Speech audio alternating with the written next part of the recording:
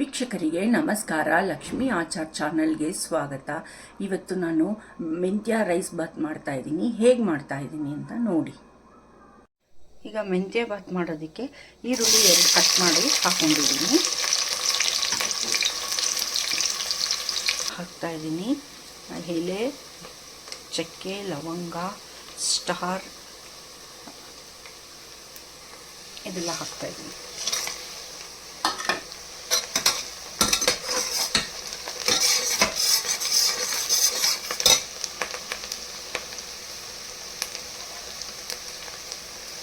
ಈಗ ಮೆಂತ್ಯ ಸೊಪ್ಪು ಹಾಕ್ತಾಯಿದ್ದೀನಿ. ಒಂದು ಅರ್ಧ ಕಟ್ಟಷ್ಟು ಮೆಂತ್ಯ ಸೊಪ್ಪು ತೊಗೊಂಡಿದ್ದೆ ನಾನು. ಅದನ್ನು ಬಿಡಿಸಿ ತೊಳೆದು ಕಟ್ ಮಾಡಿ ಇಟ್ಕೊಂಡಿರೋದು ಅರ್ಧ ಕಟ್ಟಷ್ಟು ಮೆಂತ್ಯ. ಈಗ ಜಿಂಜರ್ ಗಾರ್ಲಿಕ್ ಪೇಸ್ಟ್ ಹಾಕ್ತಾಯಿದ್ದೀನಿ, ಒಂದು ಅರ್ಧ ಸ್ಪೂನಷ್ಟು.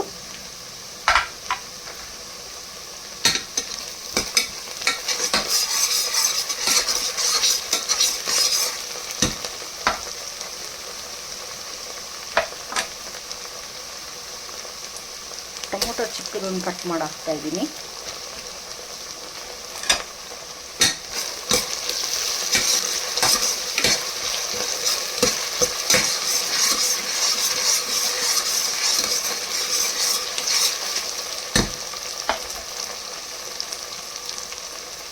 ಪುದೀನ ಸೊಪ್ಪು ಒಂದು ಸ್ವಲ್ಪ ಕಟ್ ಮಾಡಿ ಹಾಕ್ತಾ ಇದ್ದೀನಿ.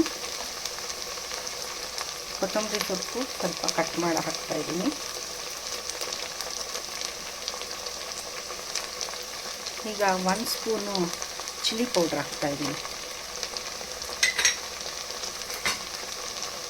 1 ಸ್ಪೂನಷ್ಟು ಧನಿಯಾ ಪೌಡರ್ ಹಾಕ್ತಾಯಿದ್ದೀನಿ.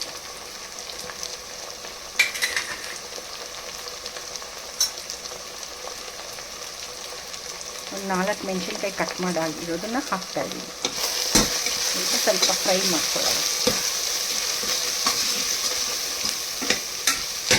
ಇದು ಮೆಂತ್ಯ ಸೊಪ್ಪು ಹಸಿ ವಾಸನೆ ಹೋಗೋವರೆಗೂ ಫ್ರೈ ಮಾಡ್ಕೋಬೇಕು. ಮಸಾಲೆ ಜೊತೆಯಲ್ಲೇ ಫ್ರೈ ಆಗುತ್ತೆ ಅದು. ಒಂದು 1/4 ಸ್ಪೂನಷ್ಟು ಜೀರಾ ಪೌಡರ್ ಹಾಕ್ಕೊಳ್ತಾ ಇದ್ದೀನಿ. ಒಂದು ಅರ್ಧ ಸ್ಪೂನಷ್ಟು ಗರಂ ಮಸಾಲ ಹಾಕ್ತಾಯಿದ್ದೀನಿ. ನೋಡಿ, ಮೆಂತ್ಯ ಸೊಪ್ಪೆಲ್ಲ ಎಷ್ಟು ಚೆನ್ನಾಗಿ ಫ್ರೈ ಆಗಿದೆ, ಕಾಣಿಸೋದೇ ಇಲ್ಲ ಮೆಂತ್ಯ ಸೊಪ್ಪಿದೆ ಅಂತ. ಈ ಥರ ಫ್ರೈ ಮಾಡ್ಕೋಬೇಕು, ಇಲ್ಲ ಅಂದರೆ ಕಸಿಯಾಗಿರುತ್ತೆ. ಅದಕ್ಕೋಸ್ಕರ ಈಗ 3/4 ಸ್ಪೂನು ಅಕ್ಕಿ ತೊಳೆದು ನೆನೆಸಿಟ್ಕೊಂಡಿದ್ದೆ ಸ್ವಲ್ಪ ಹೊತ್ತು ಹಾಕ್ತಾಯಿದ್ದೀನಿ.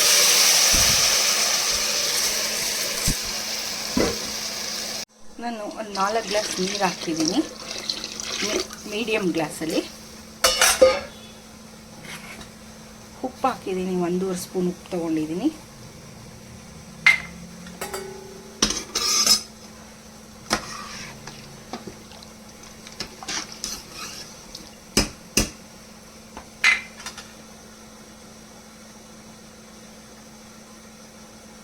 ಒಂದು ಸ್ವಲ್ಪ ತುಪ್ಪ ಹಾಕ್ತಾಯಿದ್ದೀನಿ, 1 ಸ್ಪೂನ್ ತುಪ್ಪ ಹಾಕಿದ್ದೀನಿ ನೋಡಿ.